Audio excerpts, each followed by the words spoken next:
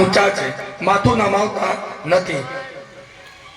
ગુરુજી કહે છે રામ તું માથું નમાય ના, મારા ભાઈઓ કુંવારા હોય ત્યાં સુધી મારાથી માથું નમાવાય નહીં. જનક રાજાએ જાહેરાત કરી કે ઉર્મિલા નામની કન્યા લક્ષ્મણને આપીશું, સુકીર્તિ નામની કન્યા શત્રુઘ્નને આપીશું અને માનવી નામની કન્યા ભરતને આપીશું. કહો રામને માથું નમાવે. છતાં પણ રામ માથું નમાવતા નથી. લક્ષ્મણે વિચાર કર્યો કે અમારા બધાનું ઠેકાણું પડી ગયું, પણ રામ માથું નમાવતા કેમ નહીં? લાય હું ધરતીને ઊંચી કરું. પાછો વિચાર કર્યો ધરતી ઊંચી કરું તો સીતારામ બે ઊંચા થશે.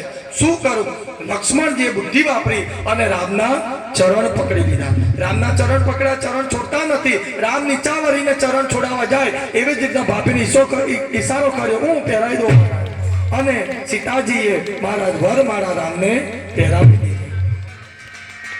રામો રામ જમણી સદા વિજયતે રામં રમે ભજે રામ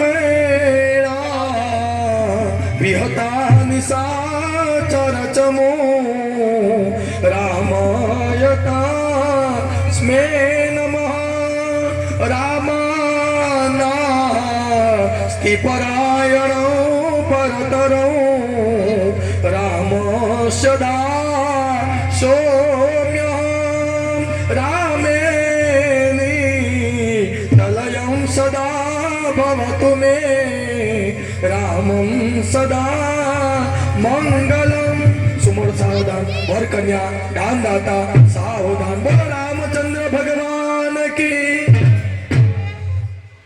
અને આ બાજુ જનક રાજાને સીતાજીને વળાવવા ગમતા નથી.